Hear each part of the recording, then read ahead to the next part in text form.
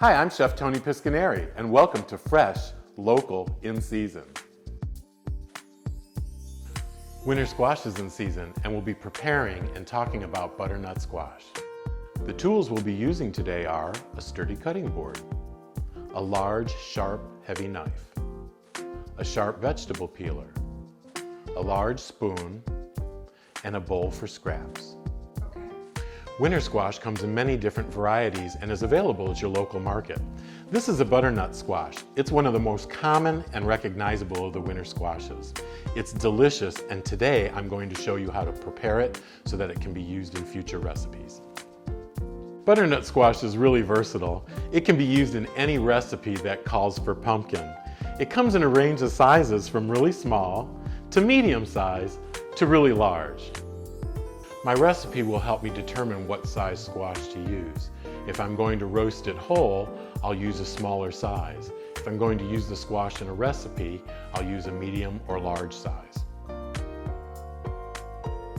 Although winter squash comes in many different varieties and can look drastically different, they're all very similar inside.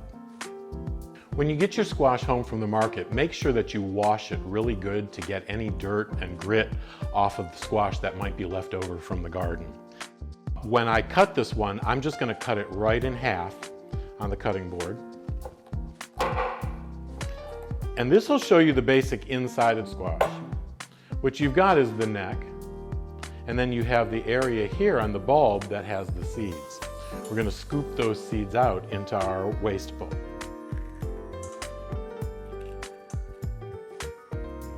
Seeds out of there. Scoop the seeds out there. And then this is ready for our recipe. So if we're going to roast this, I would put either butter, maybe some brown sugar or honey, and a little bit of olive oil, and then just roast this right in the oven the way that it is. To prepare the larger butternut squash, it's easier if you break the squash down into smaller pieces before you start to peel and cut it up, rather than trying to do the entire squash at once. So what I normally do is to take the top and the bottom off the squash.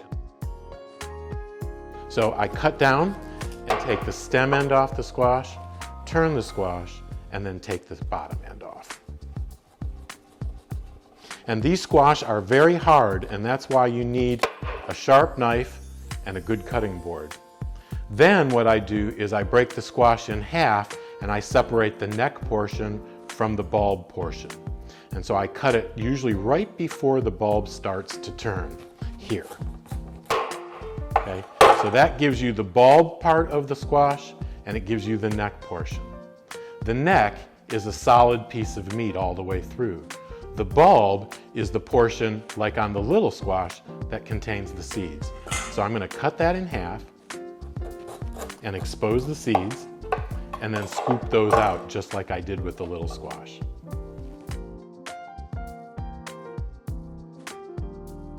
These larger squash can be tougher inside, and it's a little tougher to get the seeds out, so you may have to cut them out with a scissors or a knife and scrape the inside out really good.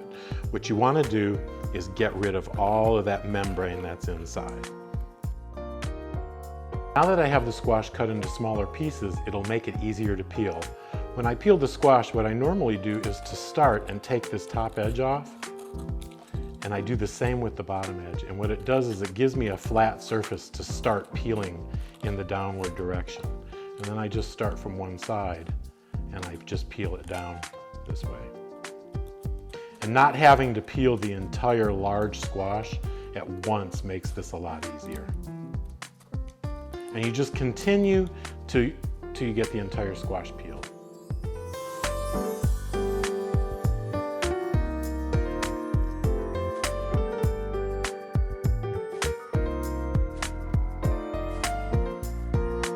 Now I'm going to take the neck portion of the squash, and I'm going to peel it in the same way by taking this top edge off,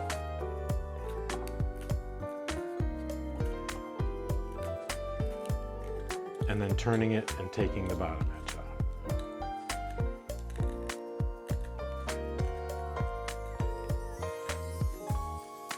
And then I can just continue down and take This is why you take this edge off, is so that you can get the peeler up underneath it. There you go. And it'll come off in nice long strips.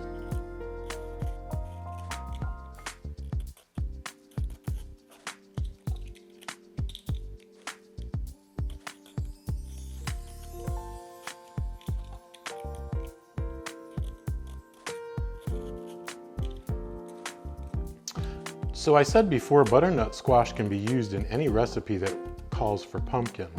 The reason why you use butternut squash is it's got a much finer grain than pumpkin. Pumpkins can be stringy, and butternut squash is not stringy.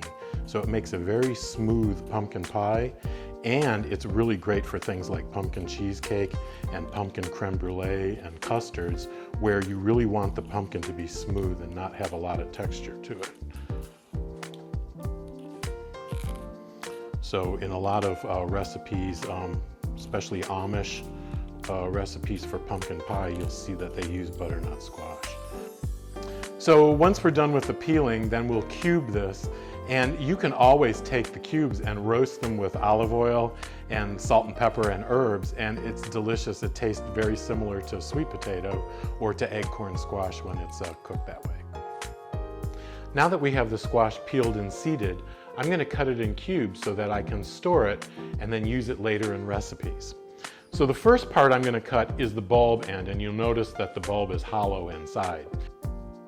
I'm now going to cut the squash into cubes, keeping them the same size so that when we use them in recipes later, they cook at the same rate. These cubes are about 1 inch in size.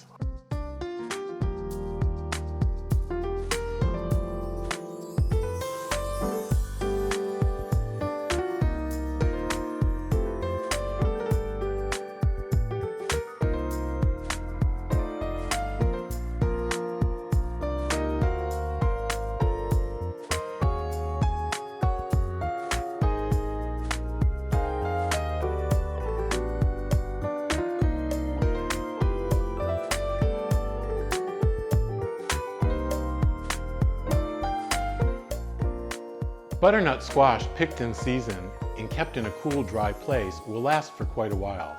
Its silky texture is perfect for any recipe that calls for pumpkin.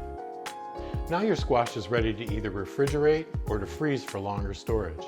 The squash will last in the refrigerator for about a week. If you want to keep it longer than that, I suggest that you freeze it. When freezing the butternut squash, I like to put it in a single layer in a Ziploc freezer bag. Close the bag, push out as much air as I can, seal the bag, place it flat on a tray, and freeze it flat. This way it's easier to store and easier to thaw for recipes. Join me next time where I'll be making pasta with butternut squash, cauliflower, and fire-roasted tomatoes. For more fresh, local, and in season, please subscribe.